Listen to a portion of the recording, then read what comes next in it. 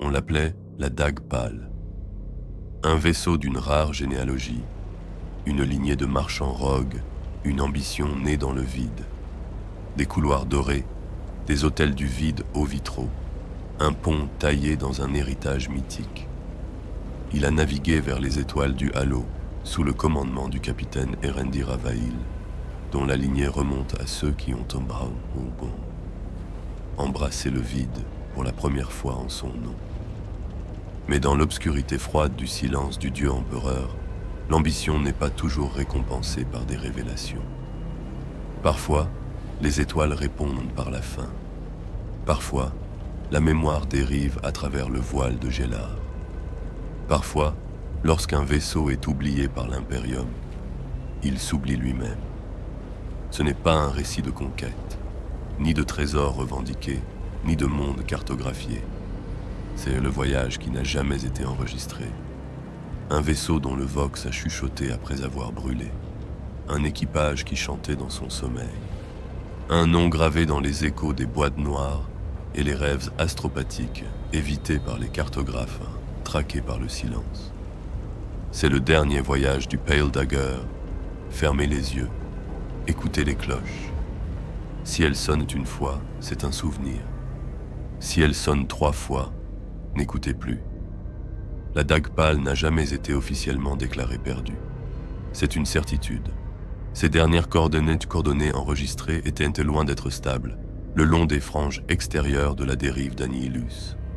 Un volume non gouverné de masse stellaire en déclin et de voiles de gaz quelconque, à peine cartographié par les augures du Mechanicus. Il y avait peu de raisons de s'y attarder, et encore moins d'y passer. Pourtant, la charte du Lady Captain Vale lui en donnait le droit. Le mandat de commerce sacré portait les armoiries de la famille Vale, marquées par la lignée et reforgées par les dettes. Elle chassait l'héritage.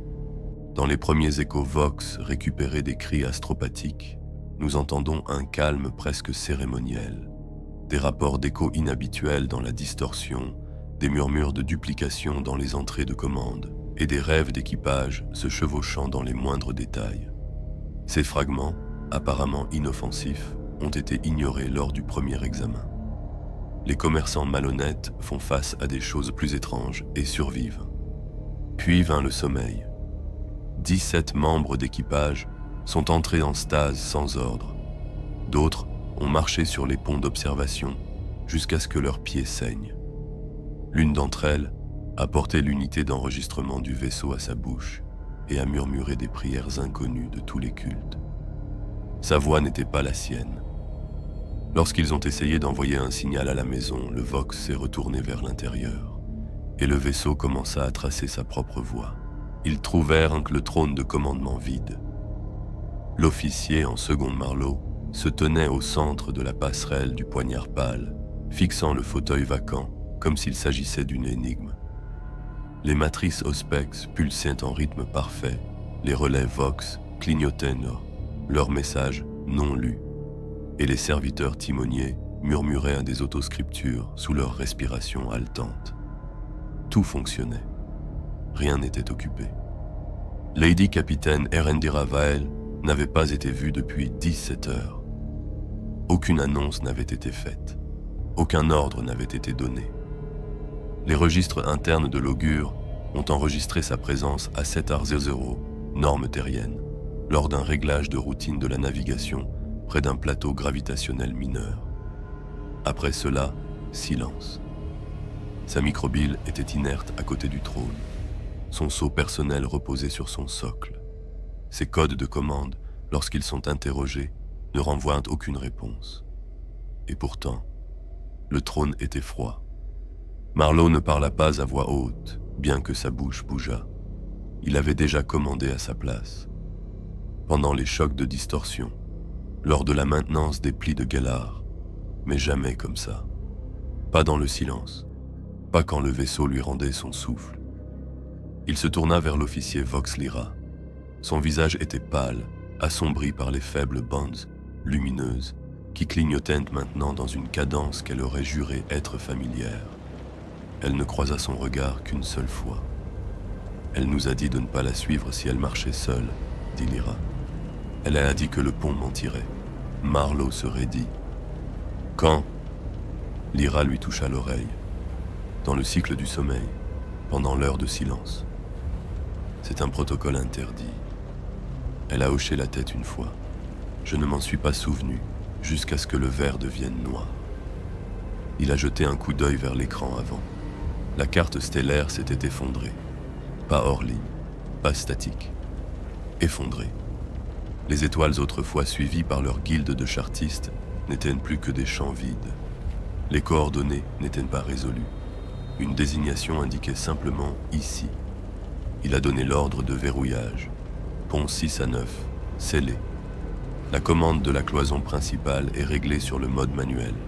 Il ne mentionne pas le capitaine. Dans le sanctuaire, l'inquisitrice Yelecta s'est réveillée en pleurant du sang. Non pas de douleur, mais de reconnaissance. Les bougies qu'elle avait allumées des heures auparavant ne s'étaient pas consumées. L'encens restait suspendu dans l'air, figé au milieu de la bobine.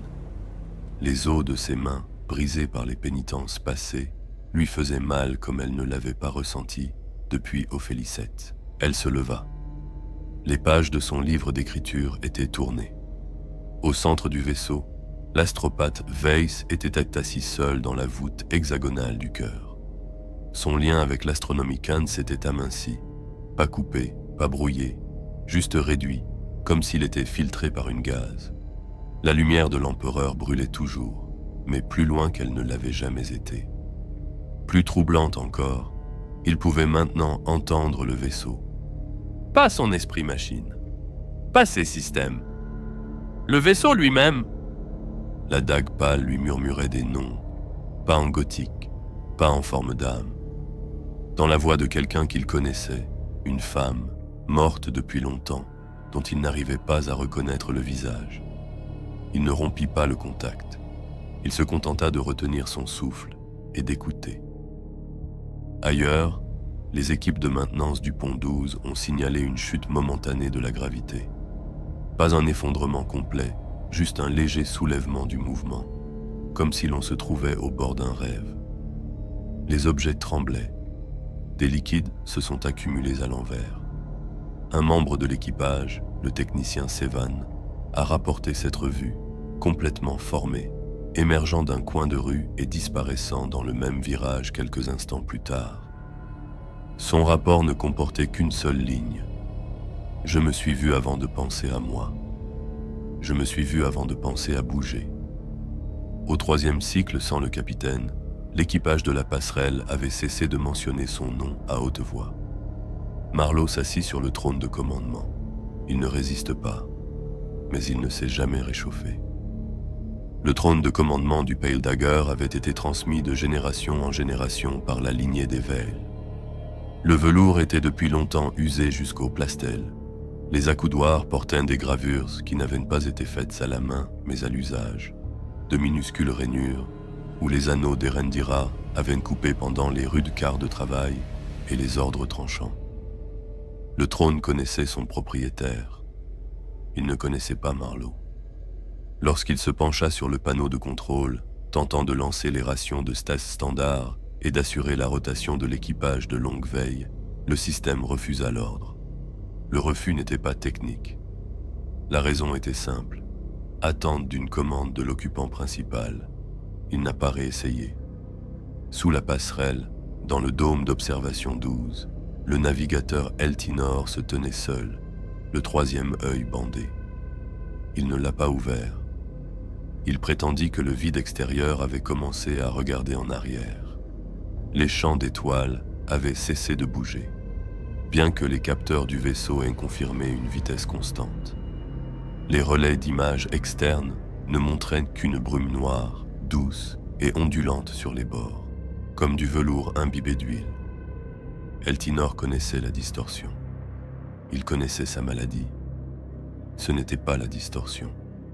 C'était quelque chose d'adjacent. Lorsqu'on lui demanda de préciser sa direction, il se contenta de répondre « Nous ne sommes plus en train de tracer une carte, mais nous sommes en train d'être tracés. Nous sommes suivis. » Marlowe envisagea de déclencher le protocole de silence d'urgence. Sceller les vox, verrouiller les mémoires, couper l'alimentation externe. Mais quelque chose dans le silence déjà présent lui disait qu'ils avaient dépassé ce stade. Le Pale Dagger n'avait pas seulement perdu son capitaine, il avait cessé d'en attendre un. Il appela à un rassemblement. Ils se sont retrouvés au stratège central, l'inquisitrice Yelecta, l'astropathe Weiss, chef Lyra, navigateur Eltinor, ingénieur Primexalt. Chacun est venu sans parler d'abord. Chacun portait un non-dit derrière les yeux. Marlowe n'offrit aucun mensonge. Nous ne savons pas où nous sommes. Eltinor acquiesça. Nous ne savons pas ce qui se passe, poursuivit Marlowe. Non, dit Weiss. Mais nous ne sommes pas morts, dit Marlowe. Pas encore. Primexalt inclina la tête. Cela dépend du temps que vous avez passé à écouter. L'inquisitrice Yelecta se tourna vers les murs. Ses yeux se sont rétrécis. Il y a toujours un modèle, dit-elle. Il veut nous faire croire qu'il n'y en a pas. Mais il se répète, il revient. Le sol de la chapelle a changé 2 fois. Une fois après que j'ai prié. Une fois après que j'ai douté. Qu'est-ce qu'il a préféré ? Demanda Lyra. Yelecta baissa les yeux. Le doute. Weiss chuchota alors, si doucement qu'ils faillirent ne pas l'entendre. Il a dit qu'il venait du trône, pas le nôtre, l'ancien. Silence. Le poignard pâle avait déjà abrité un trône ancêtre en son sein, bien avant la refonte du pont, avant que le sang de Vael n'envahisse les couloirs de verre et les salles de chœur. Un siège oublié sous des couches d'os de navire, abandonné par la doctrine, jamais complètement désaffecté. Marlowe se leva du trône. Il ne se retourna pas vers lui. « Le pont sans seigneur est un mensonge, dit-il. » Weiss regarda devant lui, sans sourciller. « Alors nous allons plus loin. » L'équipage de la dague pâle ne parla pas du silence. Ils s'y adaptèrent, comme des organismes s'adaptent à la pression. Lentement, par étapes, jusqu'à ce qu'on ne le remarque plus. Mais il était là. Ce n'était pas un silence sonore, mais un silence de sens. Des ordres étaient donnés, mais seulement à voix basse. Les unités Vox continuaient à fonctionner, mais quelque chose dans leur tonalité s'était déréglé, compressé, comme des chuchotements forcés à travers un tissu sec. Les lumens continuaient à brûler, mais leurs contours s'estompaient. Pas avec une perte de puissance, avec hésitation. Dans les couloirs menant au pont extérieur du sanctuaire, les lumières ne vacillaient pas. Elles ne l'avaient jamais fait. Et c'est là que le bas blesse. Marlowe passait souvent dans ces couloirs, chargé de faire des rondes et de sécurité. Il aurait dû être rassuré de voir que les lumières restaient stables, que les systèmes restent actifs. Mais il a remarqué la poussière. Il ne s'agissait pas de détritus normaux, pas d'écailles de tissu, pas de résidus de passage. Cette poussière ne s'était pas déposée. Elle avait attendu. Elle s'était accumulée dans les coins sans circulation d'air, en motifs symétriques, intouchés par le temps ou les bottes. Il tendit une fois la main pour l'essuyer. Son gant est revenu propre. La poussière n'avait pas adhéré. Elle n'a fait qu'accepter. Il a cessé de le mentionner dans ses rapports. Exalt a lancé un diagnostic Auspex de niveau 3 sur les ponts de données inférieurs, après qu'un cycle de maintenance soit revenu, sans enregistrer les horodatage d'accès. Elle a supposé qu'il s'agissait d'une panne de nettoyage. L'analyse initiale a révélé un gradient parfait, une sortie stable. C'était le premier signe d'alerte. « Trop propre », murmura-t-elle. Les diagnostics avaient toujours des saignements, montraient toujours des frictions, des impulsions de refroidissement, des échos de la respiration du système. Ici, c'est stérile. Comme si la zone n'avait jamais existé. Elle a réglé l'Auspex vers le bas en rendant le filtre rugueux avec un biais binarique. Le résultat a été immédiat. Un champ fantôme est apparu. Pas d'énergie active, résiduelle. Des restes de stase, dit-elle. Erendira lève les yeux de sa console. Nous n'avons jamais installé de stase, répondit-elle. L'Exalt ne la corrigea pas. Au lieu de cela, elle a imprimé l'écran. 3 couches de profondeur près du conduit du puits de navigation se trouvait une bulle de champ, circulaire. Aucune trace de pas ou de vox. Aucun journal n'indiquait qu'elle avait été utilisée. Mais quelque chose s'y était posé autrefois. Et quelque chose était parti.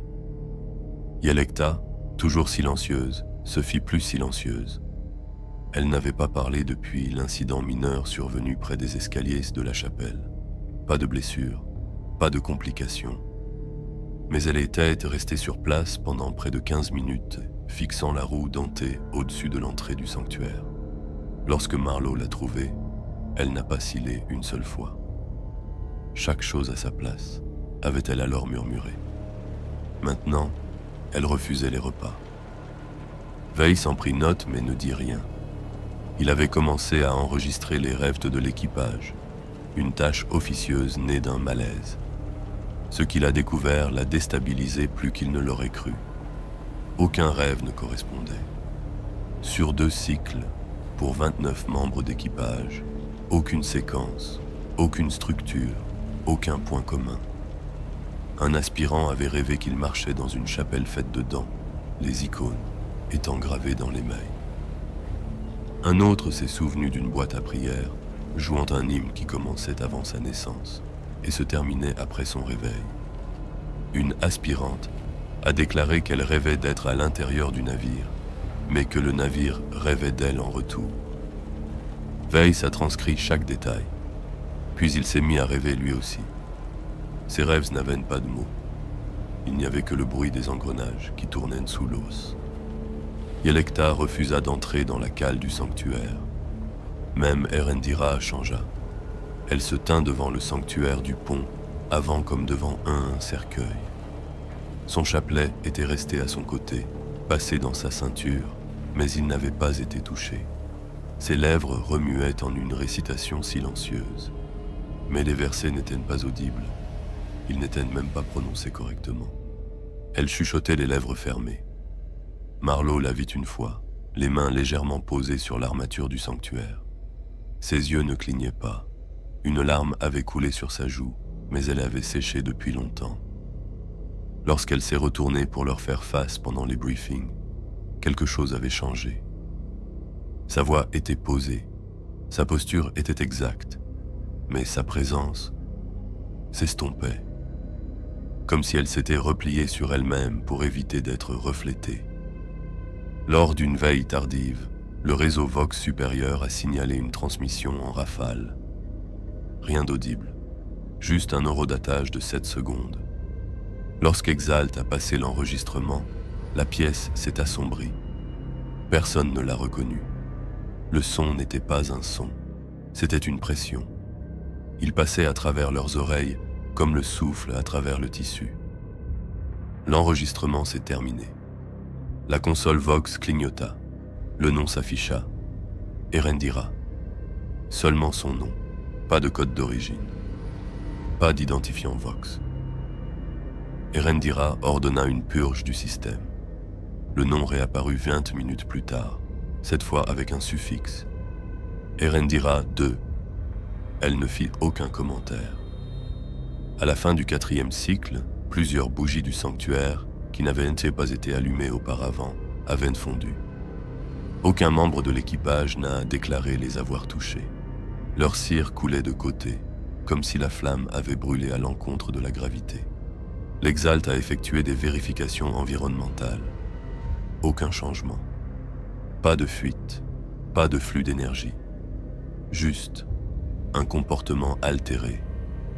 Weiss a commencé à placer de l'encens dans les salles inutilisées. Ce n'était pas une doctrine. Il avait juste besoin de sentir quelque chose qui appartenait à l'humanité. Yelekta ne participa pas à la liturgie pendant 2 nuits. Lorsqu'elle revint, elle se tint à l'écart. Ses mains ne contenaient plus d'écriture. Elles étaient vides, paumes vers le haut, attendant quelque chose que personne n'offrait. Erendira l'observa et ne dit rien. Le 6e jour, Marlowe vérifia les données des patrouilles auxiliaires. Un nom avait été ajouté à la liste. Il ne reconnaissait aucun des officiers. Le nom était Vael. Il n'y avait pas de grade, pas de marque d'autorisation, aucune origine. Il a demandé à Exalt. Elle a cherché dans les archives. Vael était le nom de la première ligne d'affrètement du navire. Mort depuis longtemps. Enterré avec le dernier rejeton de la maison. Lorsque Marlowe est retourné à son poste, sa plaque d'identité avait été changée. On pouvait désormais y lire « Vael ». Il l'a remplacée. 3 heures plus tard, elle a de nouveau changé. Weiss lui suggère de ne pas la changer. « Le vaisseau en a besoin », a-t-il dit. Cette nuit-là, Exalt a recalibré la suite sensorielle pour l'augure à longue portée. Le système Eccleston est passé en mode diagnostic interne. Elle a tenté de passer outre. Le système l'a bloqué. Elle a ouvert un panneau de maintenance. À l'intérieur se trouvait un miroir. Pas un reflet. Juste elle. En train de regarder. Pas en temps réel. Derrière elle, une autre silhouette est passée. Elle était seule. Yelekta rêva une fois de plus. Elle se tenait dans le nav-corps du Pale Dagger. Elle voyait chaque membre de l'équipage. Mais ils n'étaient pas en chair et en os. C'étaient des contours. Creux. Faits de prières et de doutes. Le navire respirait sous elle. Son souffle se déplaçait latéralement. Lorsqu'elle s'est réveillée, le chapelet était enroulé autour de son poignet. Elle ne se souvenait pas l'avoir récupéré. Erendira retourna au sanctuaire la 7e nuit. Elle posa sa paume sur la pierre d'autel du cogitateur et murmura une seule phrase. Les étoiles se sont tues. Marlowe, qui se tenait près de la cloison, demanda « Vous parlez du Vox ?» Erendira secoua la tête une fois. « Non, dit-elle. Les étoiles. Il perdit un van le 2e jour. » Ce n'était pas le genre de perte que la dague pâle enregistrait habituellement. Aucune alarme n'a retenti.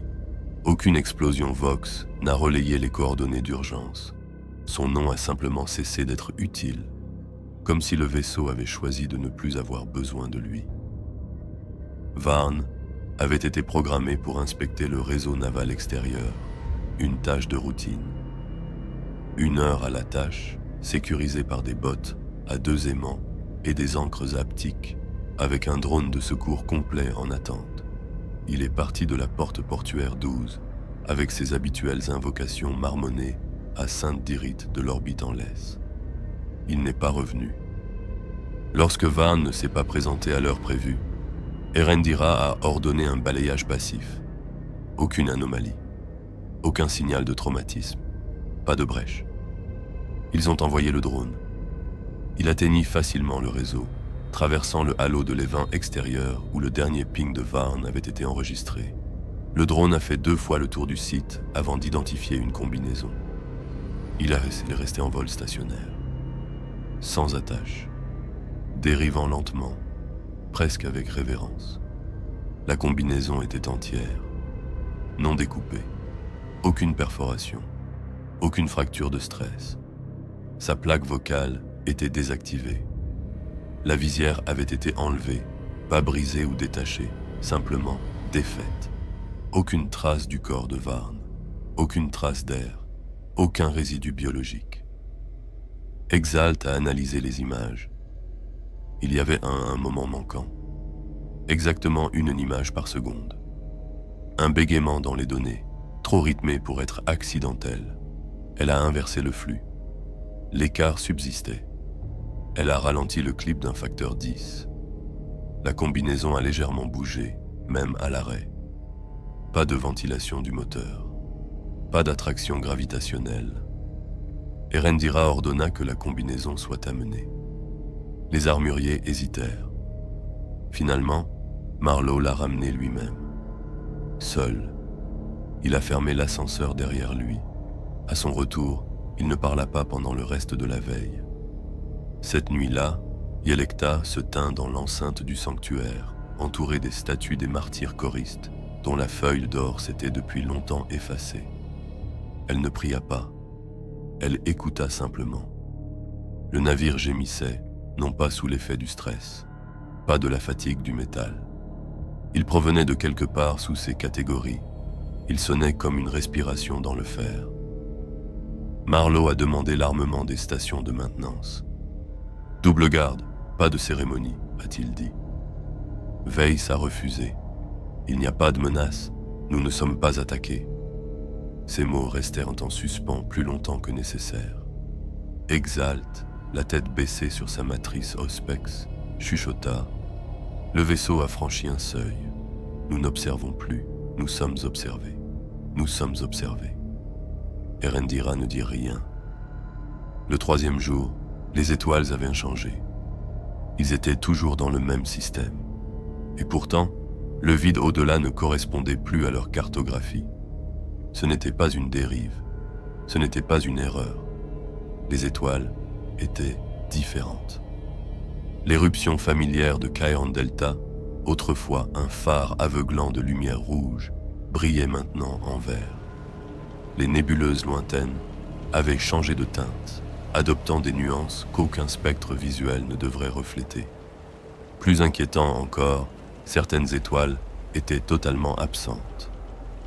L'équipage a vérifié. Remise en ordre. Vérification croisée avec les Starcharts de Mechanicus. Les données étaient cohérentes sur le plan interne. Elles affirmaient que les étoiles avaient toujours été ainsi. Mais la mémoire raconte une autre histoire. Pire que l'absence, c'est ce qui les a remplacées. Une géante gazeuse, autrefois connue pour son vaste anneau de métal ionisé, répertorié sous le nom de Vo Primaris, avait changé de forme. Ces anneaux ne sont plus en orbite. Ils étaient ouverts comme les pétales d'une gueule, un orifice de silence. Autour de lui, ces lunes s'agençaient avec une étrange symétrie. 6 corps célestes espacés comme une goutte d'eau suspendue au ralenti. Aucune dérive, aucune gravitation naturelle ne pouvait expliquer leur espacement. Yelekta refusa de regarder à nouveau à l'extérieur. Erendira ordonna que tous les ponts d'observation soient scellés. « Passez en mode réflexion », ordonna-t-elle. Les écrans de la passerelle passèrent de l'alimentation externe à l'alimentation interne. Au début, c'était une bénédiction, jusqu'à ce qu'ils réalisent ce que les reflets révélaient. Chaque station montrait quelque chose de différent. L'écran de Marlowe l'affichait, mais pas maintenant. C'était de lui, 15 ans plus jeune, dans les premières teintes couleurs de la dague, la marque de l'artilleur encore récente sur son col. Il avait l'air distrait, impatient. Son reflet tourna la tête avant lui. L'écran de Yelekta clignota une fois, puis il l'afficha en robe de novice, agenouillée dans la chapelle du Mess. Elle se souvenait de ce jour, la première fois qu'elle avait osé prier à haute voix. Son reflet prononça des mots au rythme de ses souvenirs, puis il s'arrêta. Au milieu du verset, son regard s'est arrêté, la bouche ouverte. Weiss regarda son propre écran et ne dit rien. Il était vide. Son reflet n'existait pas. Il n'a pas bougé. Il n'a pas posé de questions. Exalt a lancé une boucle de diagnostic. Elle échoua avant d'être terminée. Chaque tentative se terminait par une récursion, remontant jusqu'à la première seconde de son service à bord du Dagger. Puis elle rejouait en sens inverse. Sa date de naissance était indiquée comme en attente. Erendira fixa sa propre console. Pendant un long moment, il ne se passa rien. Puis l'écran clignota. Une seule image s'afficha, de la pierre. Froide, usée par le temps. Sa propre tombe. Marquée du sceau de la dague, datée de l'année prochaine. Elle se leva du trône. Alimenter le réseau, ordonna-t-elle. Personne ne bougea. Maintenant. L'immobilité dura 10 secondes. Puis Yelekta murmura « Ça n'aura pas d'importance !» Weiss activa quand même la séquence. Les lumières se sont éteintes et sont redevenues plus brillantes. Les reflets revinrent à la normale. En grande partie, le reflet de Marlowe clignotait encore trop lentement. Exalt retourna à son poste, les doigts tremblants. Quelque chose utilise notre passé pour construire l'avenir, murmura-t-elle. Mais ce n'est pas le nôtre. C'est ce dont elle se souvient. Qui ? Demanda Erendira. Personne ne répondit. Dans le mess, un armurier récite une lettre d'amour à haute voix. Il prétendait ne pas se souvenir de l'avoir écrite. La page était blanche. Le son a été enregistré. La lecture a échoué. L'appareil d'enregistrement a affiché un message. Son nom autorisé. Plus tard d'un soir la nuit, la voix d'un enfant résonne dans le vestibule du sanctuaire inférieur. Le Dagger ne transportait pas d'enfant. Erendira a appelé tout l'équipage à se rassembler dans la chapelle de commandement central. Elle y lut un extrait du mandat de commerce original, une tradition réservée aux premiers voyages et aux rites funéraires. Sa voix résonnait étrangement, comme si deux versions d'elle-même parlaient avec un mot de retard. À la fin, elle a regardé chaque visage. Ils se regardent en silence. Tous sauf Weiss. Il pleurait. Il ne pouvait pas expliquer pourquoi. Seulement qu'il se souvenait de quelque chose et qu'il avait oublié ce que c'était. Yelekta ne rêva pas cette nuit-là. Elle regarda. De son lit, si on peut encore l'appeler ainsi. Ainsi.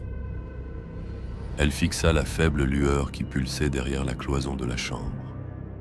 Ce n'était pas un globe lumineux, pas un dysfonctionnement. Juste un scintillement, lent et délibéré, comme s'il imitait les battements d'un cœur endormi. Elle n'a pas bougé.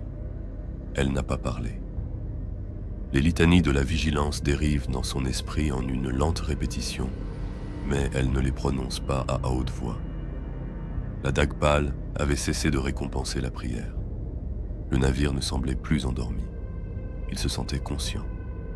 Conscient d'être observé et d'être surveillé en retour. Marlowe restait dans l'antre du sanctuaire bien après la rotation des équipes. Il avait commencé à utiliser l'encens comme un métronome, allumant bâton après bâton, non par révérence, mais pour le rythme. Cela l'ancrait dans la réalité. C'est du moins ce qu'il se disait. La fumée tissait des motifs dans l'air vicié, se tordant en spirale qui ne se dissipait pas. L'une d'entre elles formait un cercle parfait avant de s'effondrer, comme si l'air avait ses propres intentions. Il a écrit un message en cendres sur le sol. Nous sommes toujours là. Lorsqu'il est revenu quelques heures plus tard, le message avait été réorganisé. Nous sommes toujours là. La différence le frappa plus durement qu'il ne s'y attendait. Erendira n'avait pas quitté le trône de commandement depuis plus de 20 heures. Ses yeux étaient injectés de sang, non par l'émotion, mais par le refus. Elle ne clignait pas longtemps des yeux. Elle craignait de manquer quelque chose. L'écran à côté d'elle ne présentait aucune anomalie, mais son reflet attirait trop souvent son attention. Au début, il reflétait sa posture. Puis il s'est décalé. Enfin, elle a cligné des yeux alors qu'elle ne le faisait pas. Elle ne fit aucun commentaire. Le cuir du trône grinçait, toujours au même endroit, au-dessus de l'oreille gauche. Un son qu'elle s'était habituée à entendre. Exalt a cessé de se rendre dans les ponts inférieurs.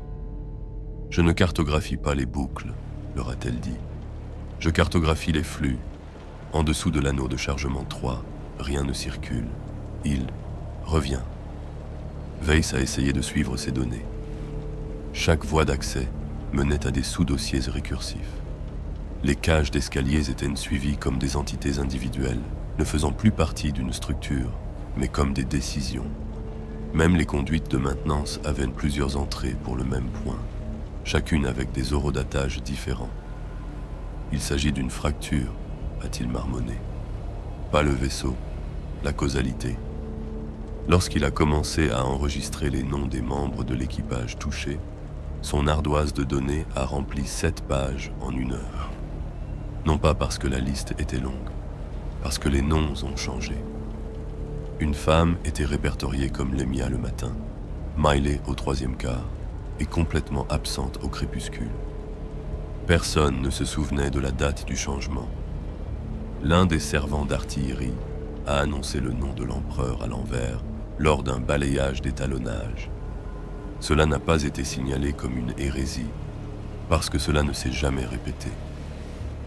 Le troisième jour, le poignard pâle n'acceptait plus les commandes du gouvernail. Erendira se tint devant l'hololithe et lança une correction de trajectoire de base. 43 degrés de tangage, poussée négative. L'ordre fut reconnu, mais elle n'obéit pas. Elle essaya à nouveau. Au quatrième essai, le système répondit, pas vocalement, en texte, en lettres vertes pâles sur l'écran du trône. Noté, refusé. Elle le lut 2 fois. Elle ne répéta pas l'ordre. Yelekta entra dans un jeûne. Personne ne demanda pourquoi.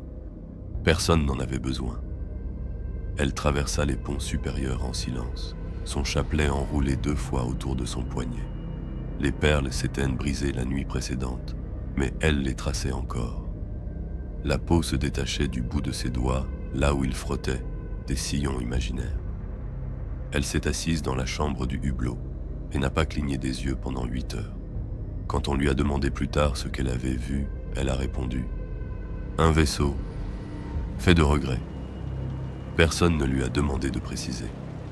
La première personne à disparaître s'appelait Solon. C'est du moins ce qu'a dit Weiss. Il se souvenait du rire de Solon, fin, nasilard, toujours un peu trop fort. Il se souvenait l'avoir croisé une fois à l'extérieur de l'hydroponique, en train de se plaindre des rations alimentaires. Mais personne d'autre ne se souvenait de lui. Aucune trace de sa naissance. Pas de quartier attribué. Pas de service enregistré. Weiss consulta 3 terminaux différents.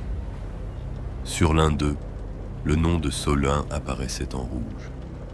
Sur le suivant, il n'apparaissait pas du tout. Sur le dernier, l'espace pour un nom existait, mais le champ était vide. Il n'en parla pas à Erendira. Yelekta rêva la nuit suivante. Elle ne se souvenait pas d'être entrée dans le sommeil. Il lui apparut comme un souvenir égaré. Le rêve avait de la couleur, mais pas des couleurs ordinaires. C'était une palette inconnue des vivants, une lumière qui reflétait l'émotion plutôt que la longueur d'onde. Elle se tenait à bord de la dague pâle, mais plus grande, plus vivant. Ses cloisons palpitaient comme des muscles. Ses systèmes gémissaient comme des poumons. Elle traversa un couloir et entendit des prières, les siennes, résonner non pas dans le vox, mais sur les murs. Chaque syllabe qu'elle avait prononcée, chaque ligne prononcée dans la peur, la dévotion ou le doute. Et puis la coque s'est fissurée, juste une ligne, de la poupe à la proue, et quelque chose sous le blindage a commencé à respirer. Quand elle s'est réveillée, son lit était trempé. Pas de sueur, d'eau salée. Marlowe a trouvé un message sur la console de son poste. Il n'était pas numérique, il était gravé, griffé dans le métal. Quand tu oublies son nom, elle se souvient de toi. Il ne savait pas qui l'avait écrit, ou qui elle était, il n'a pas demandé. Au 6e jour, les moteurs du Dagger se réduisirent à des bourdonnements, pas rythmés, pas au ralenti. Un chant régulier, 6 notes qui se répètent, basses et profondes, comme le ventre d'une cathédrale. Même les plus anciens membres de l'équipage n'ont pas reconnu le modèle de résonance. Yelekta affirma qu'il correspondait à un ancien chant de la litanie interdite de Perséphone Coil, une voyante de l'ère pré-unité. Exalt a trouvé une correspondance de référence dans un fichier d'hymnes corrompus.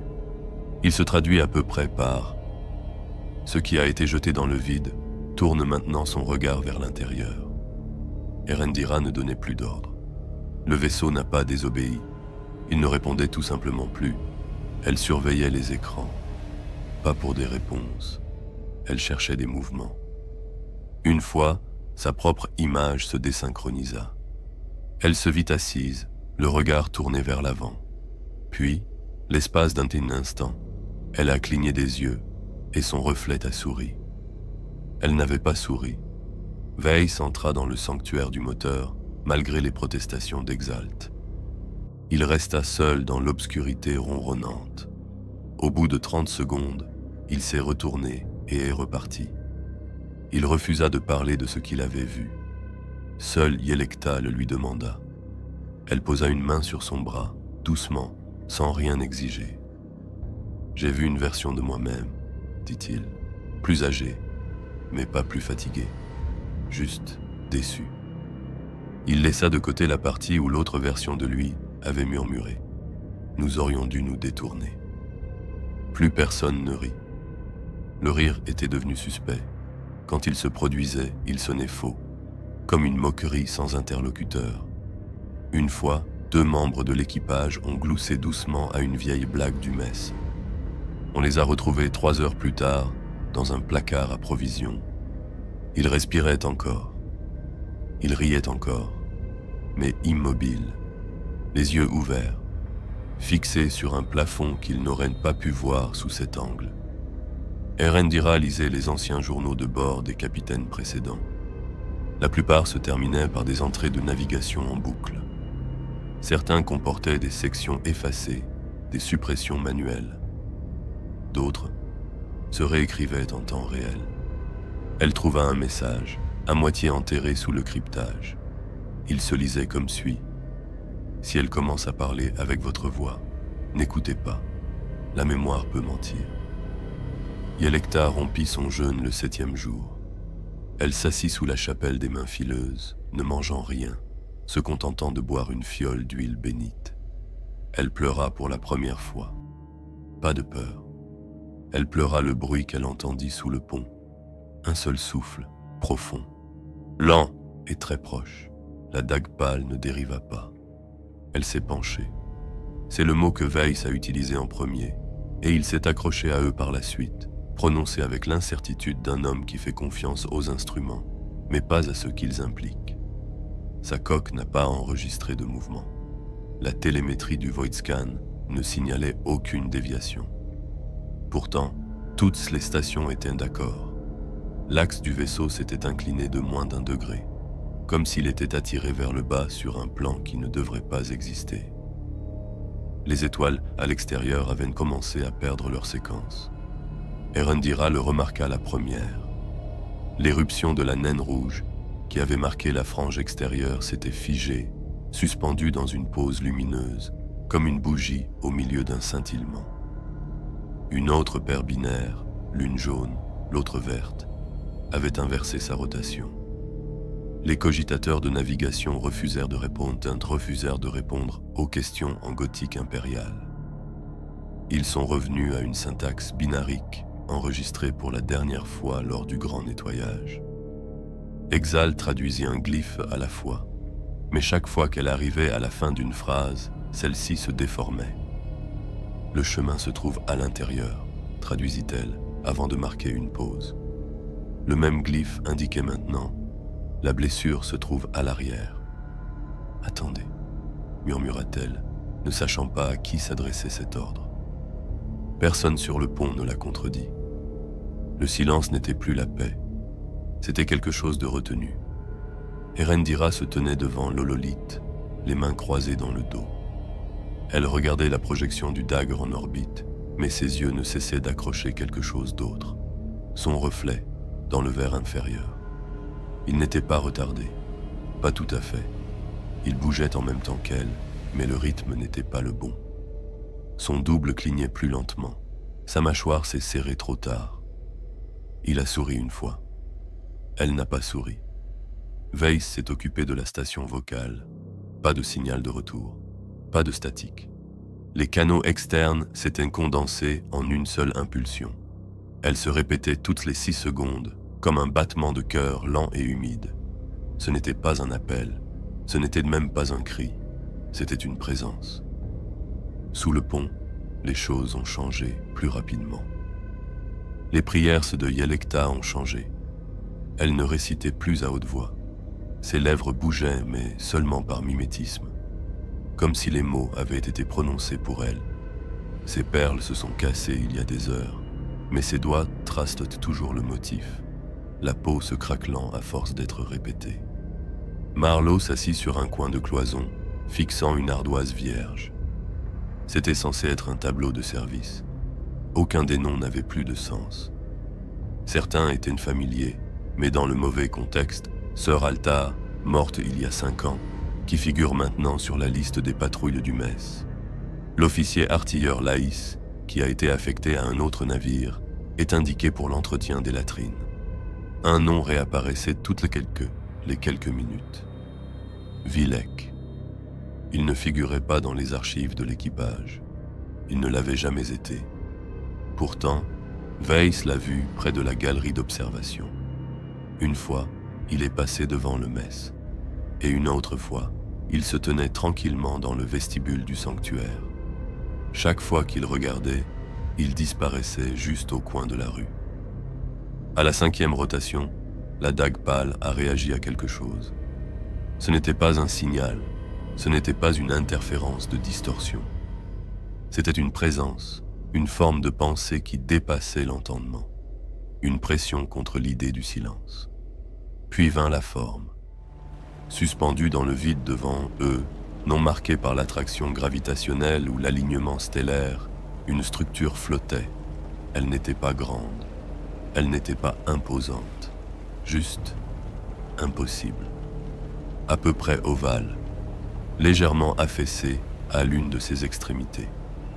Sa surface portait des symboles qui oscillaient entre le schéma impérial et des géométries inconnues. Ses lignes évoquaient un concentrateur de capteurs, sa silhouette une relique oubliée.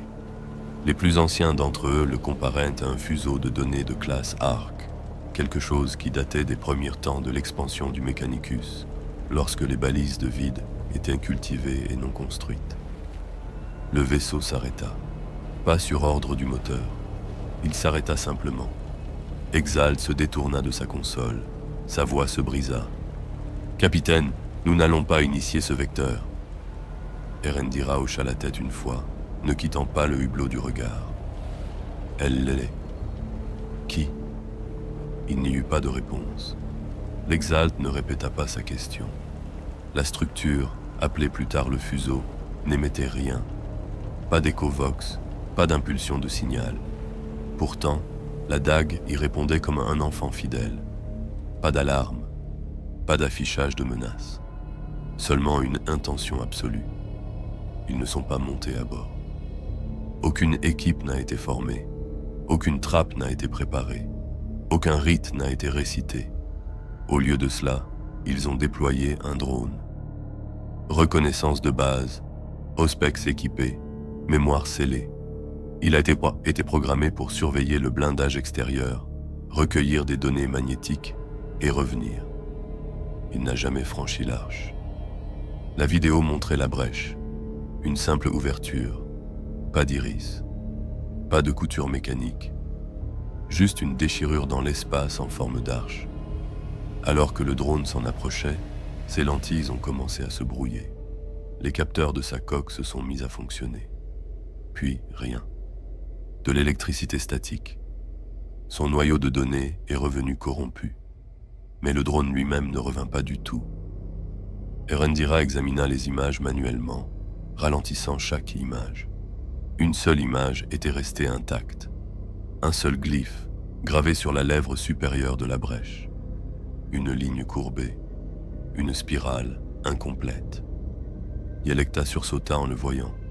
Ils avaient déjà vu cette marque, gravée sous le trône de commandement, derrière le Rakvox. Sous le sanctuaire, là où personne n'avait le droit d'accéder. Lors d'une première inspection, elle avait été considérée comme une vieille marque de soudure. L'Exalt fit une recherche dans les noyaux de données qui lui restaient. Cela correspond à la semence du pont, chuchota-t-elle. Marlowe se redressa. Erendira s'est levée. Elle ne dit rien. Sa main se porta sur le fermoir de son manteau de commandement. « Nous allons en dessous. » Weiss ouvrit la bouche, puis la referma. Il se contenta d'acquiescer. Les sourcils de Yelekta se froncèrent. « Capitaine, sous ce niveau, cette zone a été scellée avant notre arrivée. Elle est antérieure à la génération actuelle de l'équipage. Elle n'est pas enregistrée. » La voix d'Erendira était calme. Exactement. La dague pâle se pencha à nouveau. Cette fois, Tous les membres de l'équipage le sentirent, pas comme un vertige, pas le mal des transports. C'était quelque chose comme un souvenir, soudainement rappelé, soudainement inachevé. La sensation d'avoir été à un autre endroit, un autre jour, et de ne pas se souvenir de la façon dont on est revenu. Les lumières du pont du sanctuaire clignotèrent.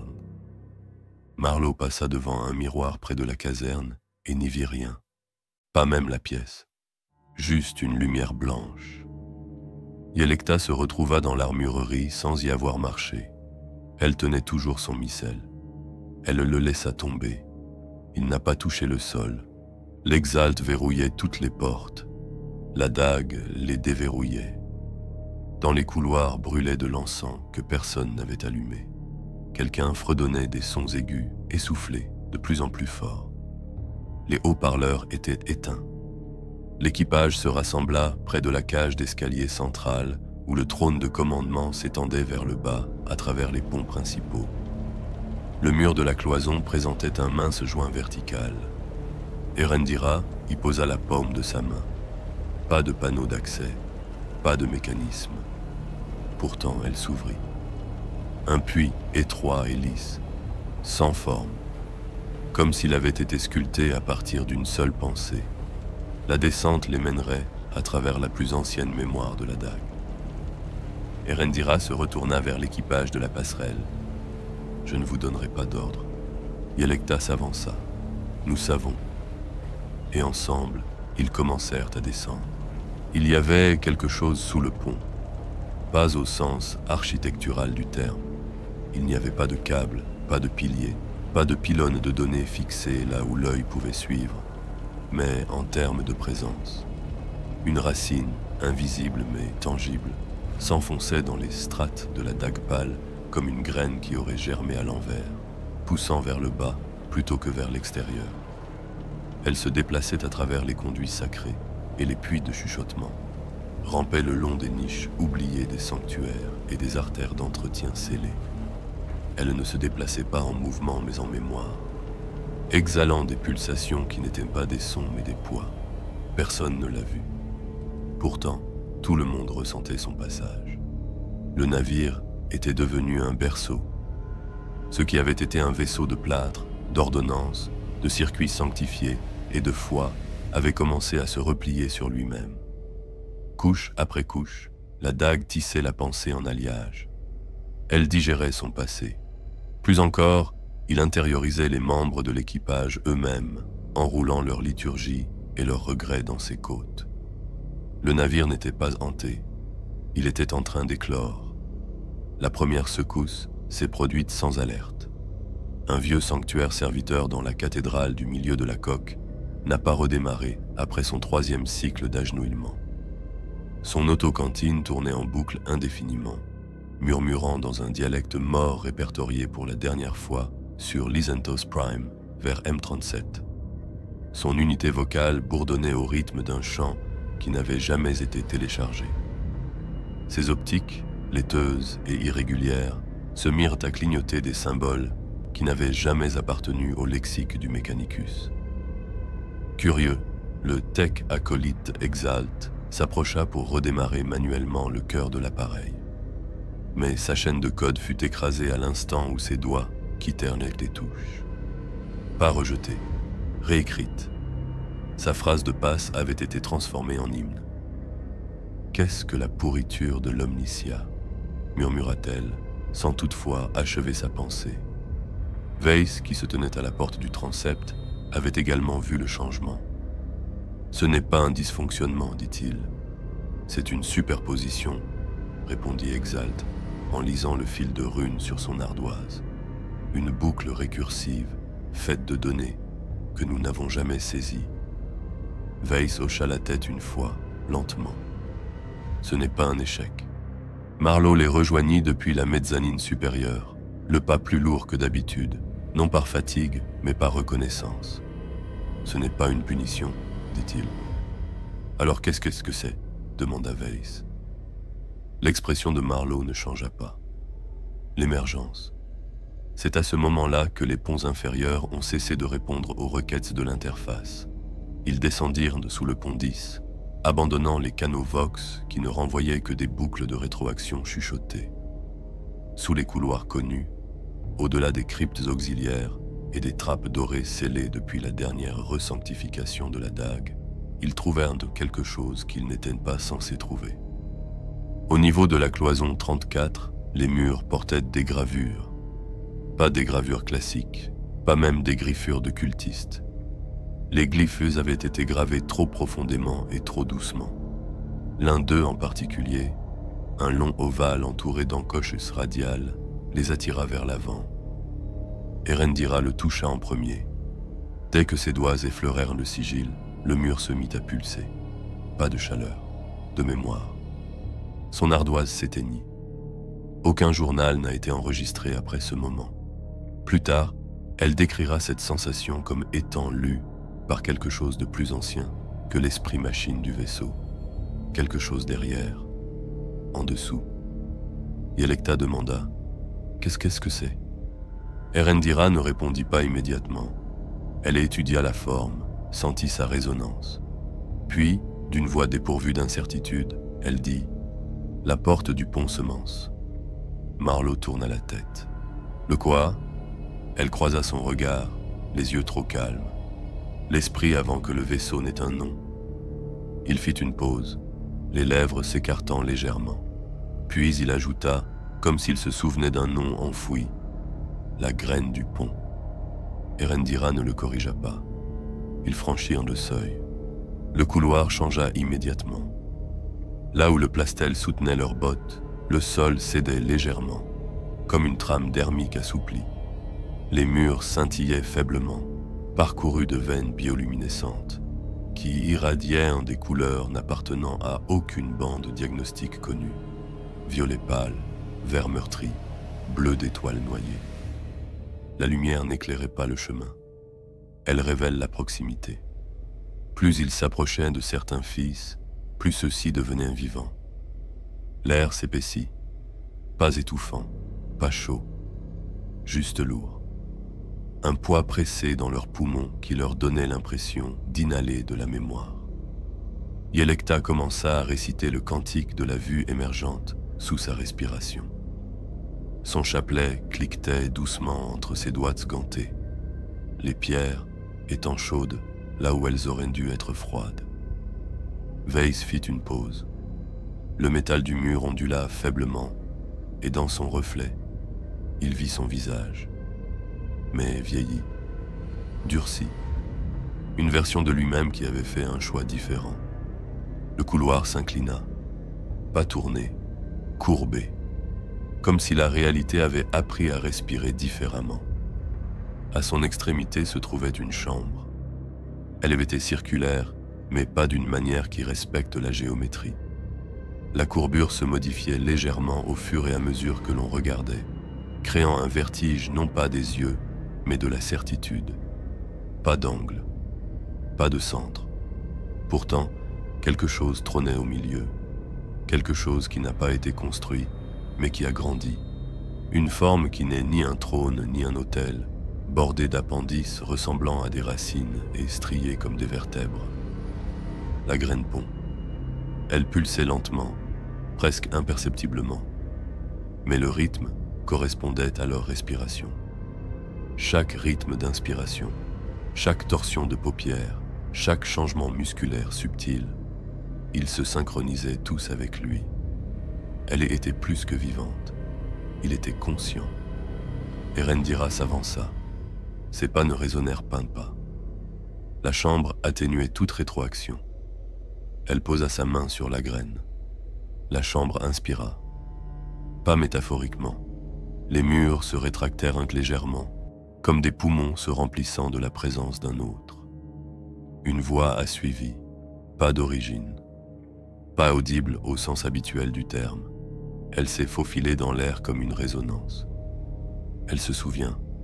Marlowe fit un pas en avant. « Qui ?» Pas de réponse.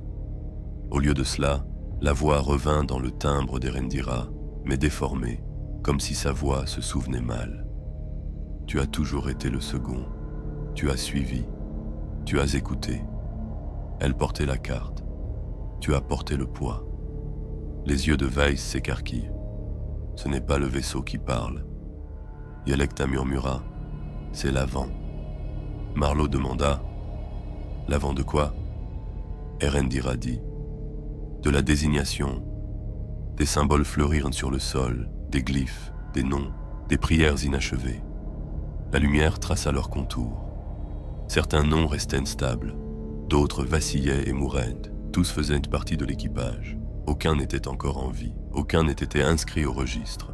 Sur l'un d'eux, on pouvait lire « Capitaine exempté », un autre « Weiss, péché inavoué », un autre « Erendira, serment inversé ». Le nom de Marlowe n'est jamais apparu. « Je ne comprends pas », dit-il. La chambre trembla, pas violemment, juste assez pour leur rappeler qu'ils se trouvaient à l'intérieur de quelque chose de conscient. Erendira tourna la tête. « Tu n'es pas oublié. Tu es toujours inachevé. » Les murs changèrent à nouveau. Ils n'ont pas ondulé. Ils se souvenaient différemment. Le chemin derrière eux avait disparu.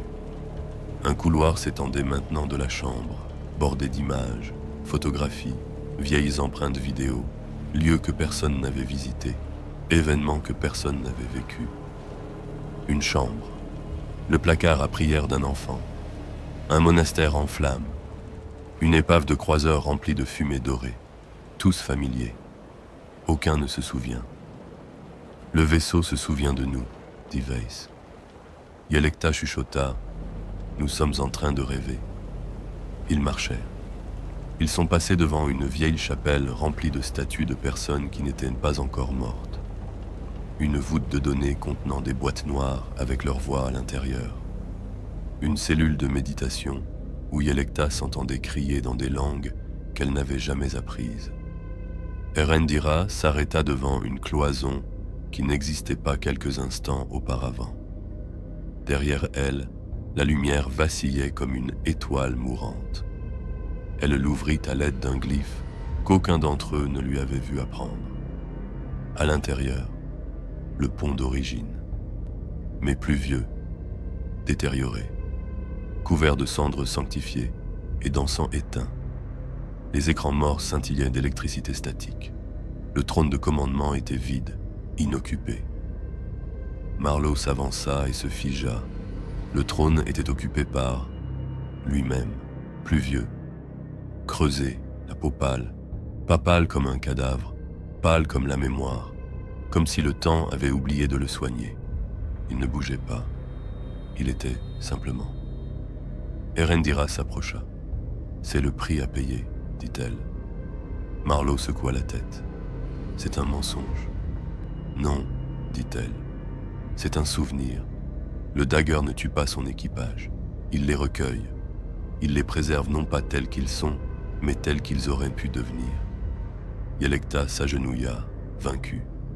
Préservation par l'imitation. Weiss recula jusqu'à une console morte. Ce n'est pas la mort. C'est de la rétention. Le rêve du vaisseau a pris forme. Le fac-similé de Marlowe ouvrit les yeux. Bleu, faible, une couleur qui ne contenait pas de chaleur. La graine de pont parla à nouveau, de nulle part et de partout. La mémoire n'est pas la vérité, c'est une forme. Le fac-similé s'est levé, Marlowe s'est éloigné, mais il ne s'est pas approché. Il s'est tourné vers la graine de pont et commença à marcher. Pas comme Marlowe, comme quelque chose qui apprend à marcher. Weiss serra plus fort la console. Que se passe-t-il s'il apprend tout? Erendira le regarda. Nous deviendrons alors les oubliés. La pièce commença à se défaire. Les couleurs disparurent des cantes, disparurent des consoles, les symboles s'inversèrent. Les vox panneaux se fissurèrent dans le silence. Le fac-similé atteignit la graine de pont et posa une main dessus. La chambre s'assombrit. Toutes les voix s'arrêtèrent. Seul le souffle subsista, puis la lumière, blanche, vaste, vide, pas l'obscurité, pas l'oubli, l'attente. La dague pâle avait fini de se souvenir. Ils ne revinrent pas par le chemin qu'ils avaient emprunté. Il n'y avait pas de couloir, pas d'ascenseur, pas d'échelle boulonnée à l'acier, pas de bruit de servomoteur suivant leurs mouvements. La dague pâle avait défait sa structure, pelé son architecture comme la peau d'un fruit trop mûr. Ses eaux subsistaient, mais le vaisseau lui-même avait changé d'objectif. Ce qui restait n'était pas un vaisseau, pas une arme, pas un moyen de traverser le vide. Il était devenu un palais de la mémoire, dérivant, silencieux et animé de pensée. Il se déplaçait dans des espaces façonnés par les souvenirs, des pièces qui n'auraient pas dû exister. Une cuisine datant de la jeunesse d'Erendira, détruite depuis longtemps dans un incendie sur Tarsis. Un cryptique de prière que Yelekta reconnut dans une cathédrale qu'elle n'avait visitée qu'une seule fois. Weiss passa devant une chambre où l'air sentait le gel et le métal. La chambre cryogénique de son père, aujourd'hui disparue, mais ici, façonnée à nouveau dans la pierre fantôme et les murs de la mémoire. Marlowe ne dit rien. Il marchait en silence, le regard fixé vers l'avant, les jointures blanches sur sa ceinture. S'il remarquait les souvenirs, il ne les laissait pas s'enraciner. Ils émergèrent dans la salle d'observation, où ce qui était la voûte. Les murs avaient disparu. Pas de dôme de cristal, pas d'enceinte en acier, juste un ciel noir et des étoiles qui clignotaient selon des schémas trop délibérés. L'espace était partout. Pourtant, il respire. Personne n'a halté. Aucune combinaison n'était scellée. La dague pâle avait effacé le besoin de peur. Suspendue au-dessus d'eux, comme des fils de lumière cousus dans le vide, se trouvait la carte. Elle s'étendait au-delà de toute projection mécanique. Aucun cogitateur n'aurait pu la générer. Aucun lex-mécanicien ne pouvait lire ses coordonnées. Ce n'était pas une carte d'étoiles, ni même de vecteur de distorsion. C'était un diagramme de conséquences. Des fils d'or s'étendaient entre des lumières en forme d'épingles. Certaines pulsaient, d'autres s'assombrissaient. Des noms flottaient à chaque intersection, pas des noms de lieux, mais des sentiments. Des moments, des jugements, où j'ai menti, où j'ai été pardonné, où elle a failli faire demi-tour. Chaque fil reliait une décision à une nouvelle branche. Chaque branche contenait des échos de bateaux qui n'ont jamais navigué, de prières jamais prononcées, de pensées jamais dites à voix haute. Le centre de la carte émettait de faibles pulsations, un mot gravé dans une lumière lente et incandescente. Ici. Marlowe s'avança. « Où est-ce » demanda-t-il. Sa voix était à peine un souffle. Erendira ne le regarda pas. Là où le vaisseau a décidé que nous étions. Weiss s'agenouilla lentement, les doigts tendus vers l'un des fils. Il passa dans sa main comme dans un rêve. Pourtant, il y avait un picotement, familier, pas une douleur, pas de la chaleur, comme le moment entre le souffle et la parole. « Ce n'est pas une carte stellaire, a-t-il dit. C'est un enregistrement.